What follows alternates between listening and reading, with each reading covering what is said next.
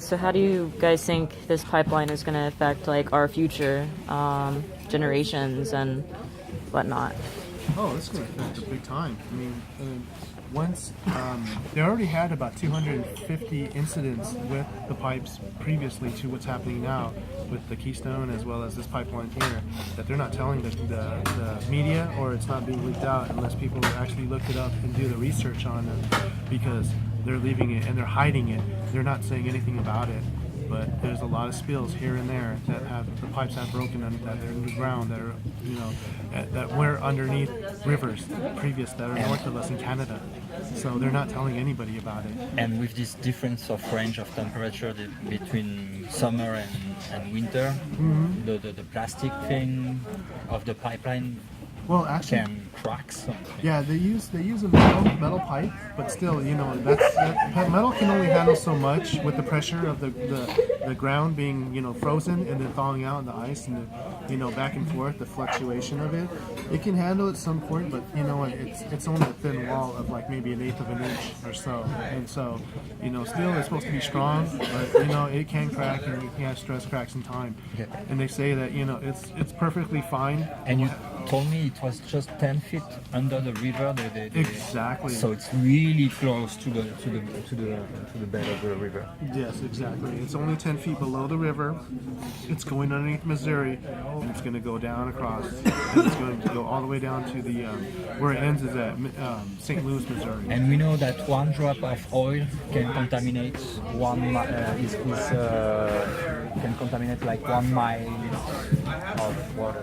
Yeah, a lot of the nations that are here and a lot of the people that live on this reservation. See, before it was going to go through Bismarck. The pipeline was going to go through Bismarck, and they rerouted it because they suited it. It's not suitable to go through under Bismarck, but rather come through the reservation here of Standing Rock. Whereas the people of Standing Rock, the Lakota Sioux and the Dakota, that they would not care. They would not give them any difficulties whatsoever. That they would just like stand by and let this happen to them. No, people are strong people. They're a family. They're just like any other Native nation. They fight for what they believe in and for the future of the Seven Nations. We're in the Seventh Nation now, and we're trying to make a way for the next 7 generations that are going to come. So, when they were doing this, I mean, it makes no sense. They're going to put it through Bismarck, but then they reroute it and put it through the Native Nation and saying that, we won't care. Then they don't care about us because this whole area is all segregated between white and Native. Non-Natives and non-Natives. It's really racist up here. I didn't even know it until, my brother told me and gave me a heads up about it. But I didn't think it was true, but it actually is. There's a lot of racism here between white people and Native people. They have a lot of hatred here. It's really backwards compared to all the rest of the country where everybody knows and loves everyone. The fact that this kind of support has been from all over the world is going to make less racism, because the native people can see that they have been helped by white people now. Yes, exactly. Yeah. And so, but then, that's the way it is here. That people never really knew what it was like here in North Dakota and South Dakota, how the segregation is here between natives and non-natives. Yeah, I didn't even know. So when it comes to it, with the world knowing and watching what's going on here, it's making a big impact on this whole culture and the whole community here. Yeah. And so now we have 2 different stories about the fact that they are drilling or they are not drilling the DAPL. So how can we know the truth? Are they drilling? Are they not drilling? What is your the drilling? take on that? I know they are drilling. So they are drilling. Yeah, you can hear it at night. You can hear that sound. When I first got here, I heard that sound, but when it stopped after they started to make, people go up to the bridge and try to fight against get their attention to take away from the bridge what's going on with the drilling. But some people say that the machinery is turning on because of the frost, and you have to let it turning on. Yeah, that's just an exclusive way of saying an that. excuse? Yeah, it's an exclusive way of saying, like, you know, they're not drilling, but we are drilling, and we're doing it behind their back. They're getting fined $5,000 each day for drilling. That's nothing. That's pennies to them. Where they got billions of dollars that's already. nothing. Yeah, they got billions of Only dollars already. 5,000 per day? Yeah. Is it 50? I know it's 5,000. But it's the same. It's still the same. 15, 55. It's a chump change to it. Yeah, it's nothing. They can lose that in a day. It's no big deal. But what they lose in the days that they don't drill, that's the impact on them. And that's what we're doing here. We're trying to make that impact. So we don't want them to get that drill going across and the pipe to come underneath the river. So now, who is checking the evidence of that they are drilling? For example, I'm not supposed to say, but you know, at night because we need proof. Well, at night we have drones going over. Yeah. You have actual drones, big drones by the military, by the CIA, FBI, surveying what's going on. We hear them in the night when we're doing our night shift. We hear them go over as we're sitting there standing. You can hear like little like planes going over, Yeah, like a there's- glider. Yeah, you that can hear them sound. going over. So there are drones from the CIA, And the But- FBI watching what's going on. but they're watching here the protester, or they're watching there. They're watching them. Oh, they're watching watching them. them. What they're doing. So you mean that the CIA is also helping the protester to? I think they're observing and watching what they're doing. Yes. But you know, I don't know the full detail of that. But you know, that's one of those things that you know we hear from our several colleagues when we're standing out there. It's like, yeah, because they read up on everything that's going on. I'm kind of out of the blue when it comes to what's going on in the media with Facebook and everything because I haven't talked too much with Facebook because they jam everything that's in the campsite. So when you're trying to get on the Facebook, it doesn't let you get on. Or you try to make a phone call, only certain spots will let you get a phone call out here and there.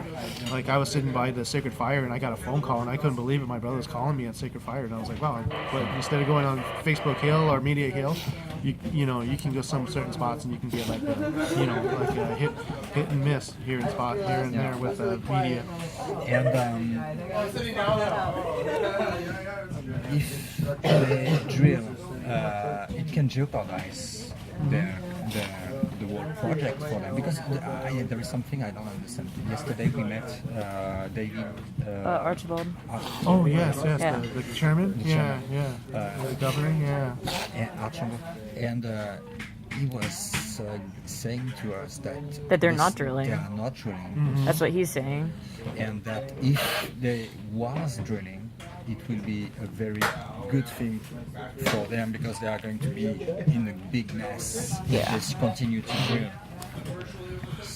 So Yeah, when I think about that, you know what he says. I mean, I think he's trying to keep it kind of calm, that not to make people upset, Yeah. and also to make the fact that you know he's not trying to point out that they are or not.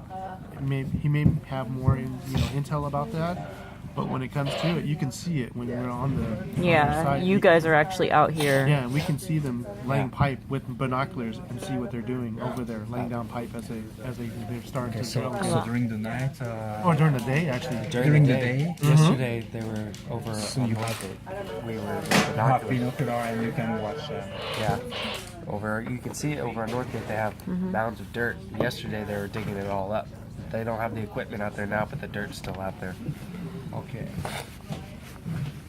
So why does Archambault is trying to put people because he even say I'm thinking it might be his position because Could be, yeah. he has a position there that he has to uphold and he even say that we should leave.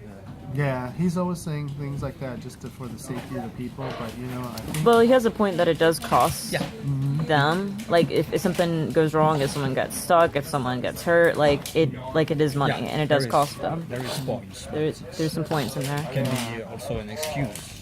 and honestly, I mean, I would say that you know, he might be with them or might be not. Who knows? You know, it's one of those things. You know, with politicians, you can't really trust what they say or what they do.